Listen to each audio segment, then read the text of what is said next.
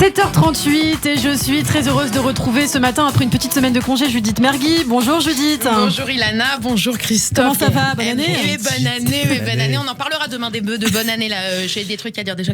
Mais avant évidemment, c'est la revue de week-end. Elle nous avait manqué. Nous sommes le lundi 4 janvier, jour de la rentrée scolaire en France. Les écoliers ont donc repris le chemin de l'école, Judith. Eh oui, petit Théo en CM2. Et toi Théo, t'as eu quoi pour Noël? Le Covid.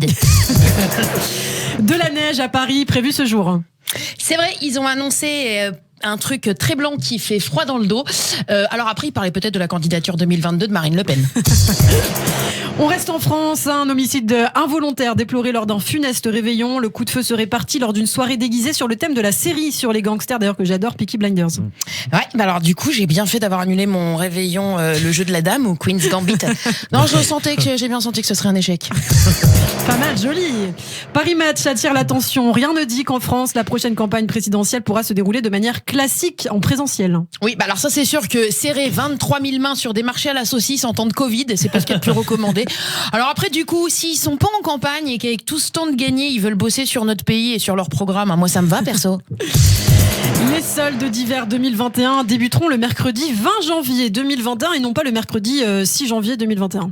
Ouais, mais j'ai hâte, j'ai vraiment hâte. Non, mais pouvoir m'acheter des robes pour ne pas aller au théâtre ou à l'opéra. Je vais faire une razzia sur les joggings aussi, parce que je vais pas non plus aller à la salle de sport avec. Et puis, bien entendu, m'acheter cette petite veste un peu classe pour faire un petit effet au resto où je n'irai pas dîner. Écartée des demi-finales au Puy du Fou, Miss Languedoc-Roussillon est déçue. Elle déclare: je suis toujours dans l'incompréhension. Je trouve que mon élimination de Miss France est injuste. Oula, elle nous fait une Trump, la petite. Non, Allah. Et la Miss poursuit: Miss France n'était pas un rêve de petite fille et contrairement à d'autres Miss, je ne comptais pas sur un sacre pour assurer ma vie. Ouais, un peu rageuse quand même, hein, Miss. Non mais attends, Rouillette, écoute-moi, je comprends, ça fout les boules. En plus, voilà, hein, t'avais dû faire un régime de folie avant Miss France, donc voilà, là t'as perdu, tu crèves de faim en plus, donc ça énerve. Voilà, je compatis. Mais ce qu'on essaye de vous dire, ma chérie, à toi et à Donald, hein, d'ailleurs, c'est que c'est ça une élection, c'est ça le principe en fait. Il y en a un qui perd, donc tu peux pas dire non, je comprends pas, tu rentres à ta maison et c'est tout en fait.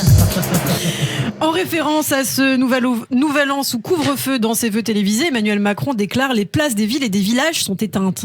Ouais, j'ai entendu ça. Moi, tu sais que j'étais pas bien de ça à un moment, parce que moi je savais pas s'il y avait un code qu'il essayait de nous faire passer en mode les places des villages sont éteintes. Je répète, les places des villages sont éteintes. Couvre-feu toujours. L'Île-de-France sera-t-elle bientôt concernée par le couvre-feu justement à 18h? Ouais, venez, on passe direct couvre-feu 14h. Vous voyez ce que je veux dire? Non, mais comme ça, c'est réglé, on n'en parle plus. Voilà. On enlève même le concept du soir tout court. C'est quoi? Venez. Après, moi, je vous le dis, hein, faut pas s'étonner si le couvre-feu, ça se rend. Ouais, bah non. Du coup, non, 2021. Voilà, ça démarre comme ça. Tout ça pour vous dire le couvre-feu allait se transformer en ouvre-le-feu. Tout ça pour ça. Au sujet du vaccin maintenant, l'épidémiologiste et professeur de médecine William Dab déclare: à ce rythme, nous y serons encore dans 5000 ans. Ouais, c'est vrai. Mais on a l'application Tous Anti-Covid. Voilà. Alors, tout va bien. Donc, on sortira gentiment de confinement en 7021. Enfin, voilà, ça pour nous, mais sauf les restos et les théâtres, parce que ça, c'est pas essentiel. Et toujours au sujet de la campagne de vaccination, par ailleurs, jugée trop lente, le porte-parole du gouvernement Gabriel Attal se défend. On a le même nombre de doses que nos voisins, mais on a choisi un chemin différent, dit-il. Voilà, nous on pique à côté. Chacun son chemin, il y en a qui piquent l'épaule, le bras, voilà, nous on pique dans le vide, voilà. Et notons la déclaration d'un autre spécialiste. Espérons, dit-il, que la vaccination commence enfin, car nous avons vraiment l'air bêtes par rapport aux autres pays, Espagne, Angleterre, USA, Italie, mais que se passe-t-il?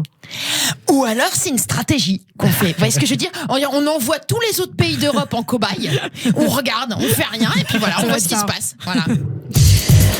Déception des Français en s'apercevant que cette année, plusieurs jours fériés tombent un samedi. Ils n'offriront donc pas l'option de week-end prolongé. Pour aller où, de toute façon? En isolement à Deauville? En couvre-feu à la Baule? 200 touristes anglais ont disparu de la station de ski de Verbier en Suisse. Ils avaient été mis en isolement à cause de la variante Covid au Royaume-Uni. Ouais, tu m'éniques la cause d'isolement, bien sûr. Non, mais attends, moi aussi j'avais été skier en Suisse une fois. Bah, crois-moi, au check-out, j'ai vu le prix de la facture à régler. Moi aussi, j'ai filé à l'anglaise. Une présentatrice belge en pleine interview visio du maire d'Anvers lui fait remarquer qu'il ne porte pas de pantalon.